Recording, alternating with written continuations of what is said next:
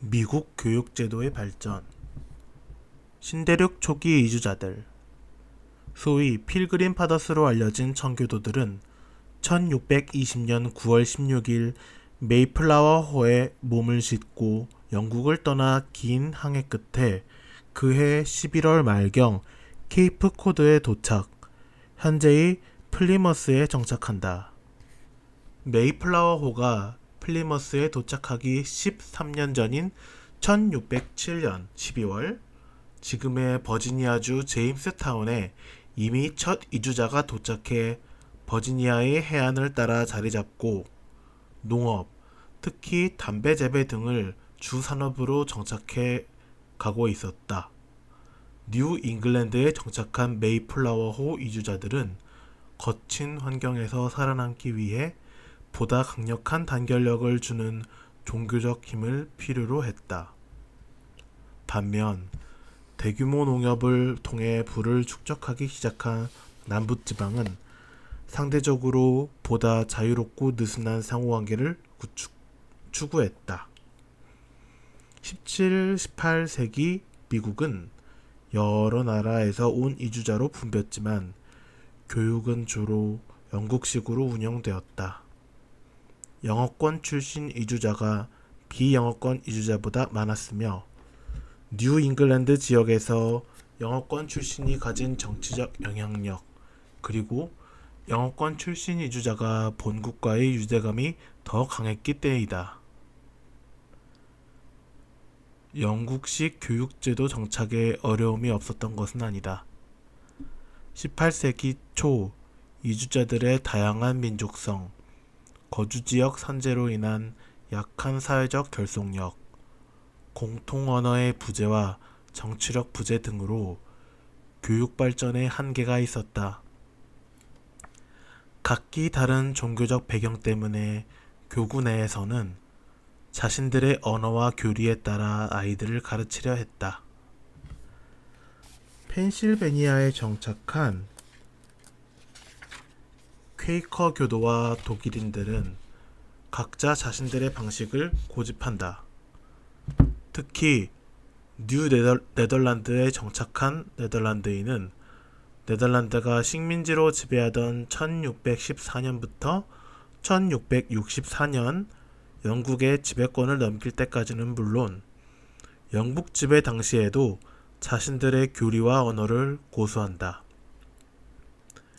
매사추세츠에 정착한 청교도들은 혹독한 환경에서도 문명을 영위하기 원했고 종교적 단체 생활을 중시하면서 문화적 유대감을 강화하기 위하여 집단 정착 방식을 장려했다.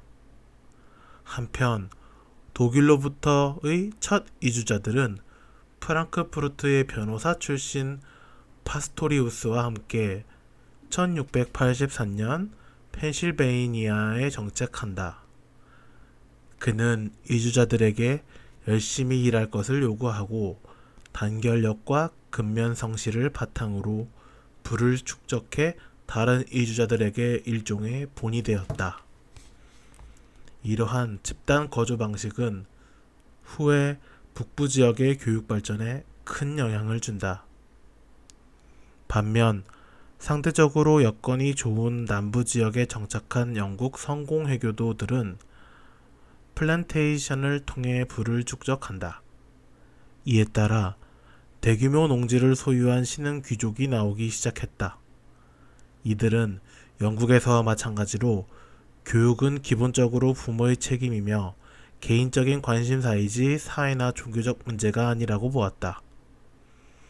교회의 교육 지원은 학비를 감당할 수 없는 아이들을 위한 자선적 차원의 것이었다. 이처럼 정착 초기 남부와 북부 간 생활 여건의 차이는 교육제도 발전에 서로 다른 영향을 준다. 풀턴의 증기선 발명, 오데호와 뉴욕시를 연결하는 이리 운하 개통, 철도 개설을 통해 새로운 땅을 찾아 서부로 떠나는 이주자들이 더욱 증가하기 시작한다. 광활한 개척지에 몰려든 이주자들은 기존 북부나 남부 지역 사람들에 비하여 자유주의적 경향이 강했고 이러한 경향이 정치와 교육제도 발전에 강하게 반영된다. 이민 초기 초중등 교육 현황 및 특징. 북부지역. 신대륙 북부지역에 정착한 청교도들은 혹독한 환경에서 지역사회의 결속 강화와 유지를 위해 교육을 가족 문제가 아닌 지역사회의 문제로 인식하였다. 이러한 특징은 청교도들이 거주하던 북부 뉴 잉글랜드 지역에서 두드러지게 나타난다. 1635년 봄 보스턴 지역 이주자들이 모임을 갖고 보스턴 공립 라틴 학교라고 부르는 문법 학교를 설립하기로 하는데, 이 학교가 미국에서 가장 오래된 초중등학교로 알려진다. 이 학교는 17세기 뉴 잉글랜드 지역의 유일한 초중등학교로 인기가 있었다. 학교의 교육과정은 정확히 알려지지는 않았지만 영국의 전형적인 라틴 문법 학교를 모방하여 라틴어 등 고전 과목과 종교적 과목이 주류를 이루었던 것으로 추측된다. 당시 유럽에서 라틴어를 쓰고 말할 수 있는 사람은 잘 교육받은 사람으로 인식되었고, 미국도 그러한 사고의 영향을 받았다. 라틴 문법 학교에 다닐 수 있느냐 없느냐는 부모의 사회경제적 지위에 의하여 정해졌고, 소수의 상류계층 자녀의 기회가 국한되었다. 여자는 입학이 거의 허용되지 않았고, 재력이 있는 경우에는 개인 교습을 받았다. 대학에 진학하려는 남학생들은 7, 8세가 되면 라틴 문법 학교에 등록한다. 이들 문법 학교는 하버드 대학 입학을 목표로 라틴어 읽기, 쓰기, 말하기와 그리스어의 일반 문법 사항을 가르쳤다. 라틴 문법 학교들은 종교적 훈육을 강조하여 매일 아침 성경을 읽고 시편을 외우는 종교적 행사로 시작하고, 매주 금요일 오후에는 교리문답을 받도록 했다. 교사는 교회에서 선발하여 자격을 주었다. 대체로 7년 과정으로 일주일에 6일 수업을 하였고, 엄한 규율 속에서 생활해야 했다. 대부분 교사는 고용된 자이거나 목사가 되고자 준비하는 학생들이었다. 교사들은 담배, 콩, 밀 등의 현물을 봉급으로 받기도 했고, 종종 교회 청소나 장례식 때 목사를 돕는 일, 심지어 관을 묻을 땅을 파는 일 등을 했다. 1642년 매사추세츠 주유에는 각 마을마다 어린이들의 글읽기 능력을 조사할 수 있는 사람을 선임하도록 하였고, 아이들에게 종교적 원리와 지역의 법을 읽고 쓸 수 있게 가르쳐야 하며, 이를 거부하는 경우에는 벌금을 매길 수 있게 요구하는 법을 통과시킨다. 이 법은 학교 설립을 요구하지는 않았지만 미국 교육사에 있어서 기념비적인 사안이다. 1647년 매사추세츠주는 학교의 설립과 지원을 강제하는 유명한 악마 퇴치법을 통과시킨다. 당시 청교도들은 성경을 읽고 배울 수 있으면 사탄의 유혹으로부터 벗어날 수 있다고 믿었기 때문에 교육을 강조하였고, 법의 명칭에도 그런 생각을 담았다. 악마퇴치법은 미국에서 학교 설립을 강제한 최초의 법으로 알려진다. 이 법은 50가구가 넘는 마을은 모든 아이를 가르칠 사람을 지명해야 하고, 교사 월급은 학부모나 아이들을 가르치는 장인 또는 마을 전체가 부담하도록 하였다. 100가구마다 라틴 문법 학교 설립을 의무화하여 대학에 진학할 청소년들을 교육하도록 하고, 거부하는 부모나 장인에게는 5파운드의 벌금을 매겼다. 매사추세츠주의 1647년 법은 공립학교 설립에 대한 최초의 법적 제도였으며, 다른 지역의 학교교육 제도 도입에 많은 영향을 주었다. 남부지역. 반면 남부지역은 달랐다.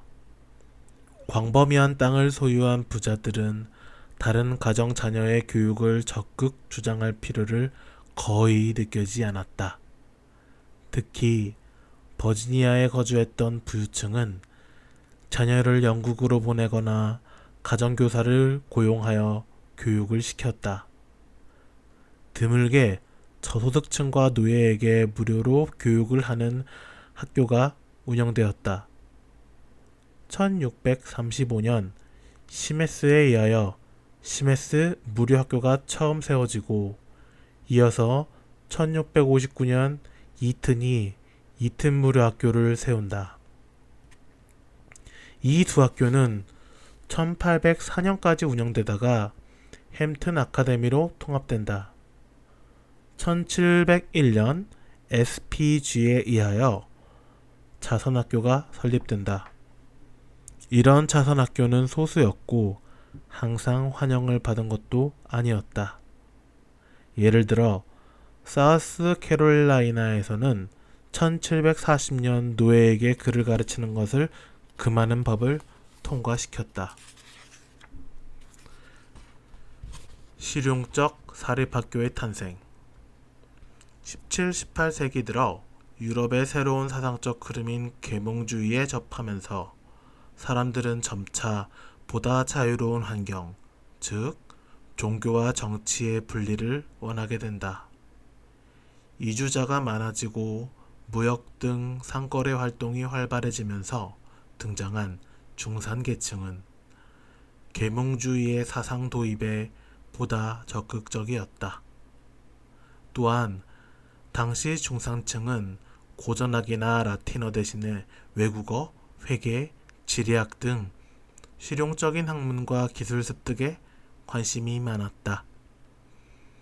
이에 18세기경에는 거의 모든 마을마다 상거래와 관련된 회계, 전기나 기계 과목을 가르치는 사립학교가 점차 생기기 시작했고, 심지어 글쓰기, 읽기와 계산 등을 가르쳐 대학 입학 준비생을 가르치는 사립학교도 나오게 된다. 실용적 기능과 관련된 과목들을 가르치는 사립학교는 대체로 장인들에 의하여 운영되었다. 이런 형태의 학원은 18세기 초부터 나타났고, 스쿨, 아카데미, 잉글리시 스쿨 등의 명칭을 사용하여 광고하기도 했다. 이들 학원은 벤자민 프랭클린이 주장했던 실용적인 과목 위주로 과정을 운영하였고, 18세기 말경에는 그 수가 크게 늘어나면서 일종의 중등교육기관처럼 자리를 잡게 된다.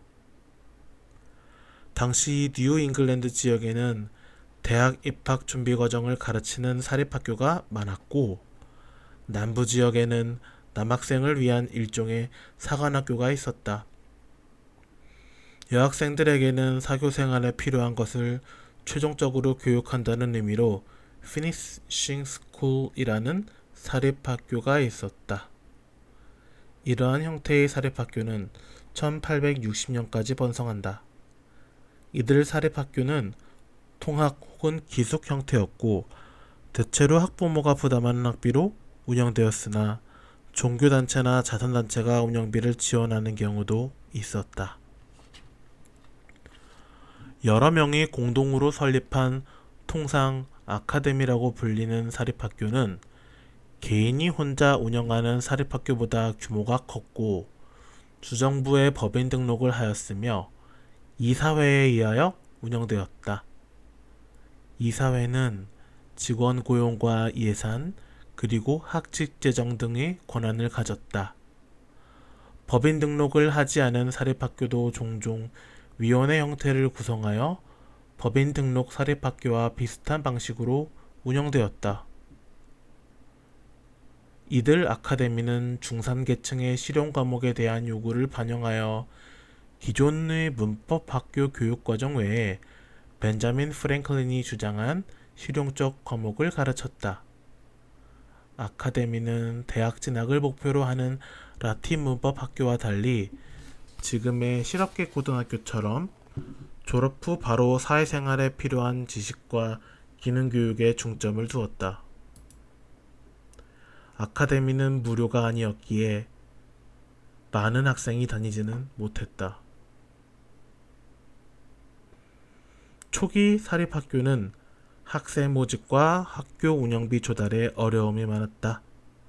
학생 모집은 주로 신문 광고에 의존했고 돈 많은 학부모에게 수업료 이외의 별도 지원이나 기부를 요구하기도 했다. 1784년 뉴욕주는 일정 조건에서 법인으로 등록하고 주정부와 협력하여 학교를 운영하는 경우 재정 지원을 하는 법안을 통과시킨다. 이로써 사립학교에 대한 재정 지원과 통제의 개념이 등장하게 된다. 학교 법인을 등록하려면 학교 설립에 필요한 비용의 반 이상을 부담하고 이사회를 둘 것과 매년 재정 보고를 주정부 교육감독위원회에 제출할 것을 요구받았다. 교육감독위원회에는 정기적인 보고를 요구하고 현장 방문을 통해 학교를 감독할 수 있는 권한이 부여된다.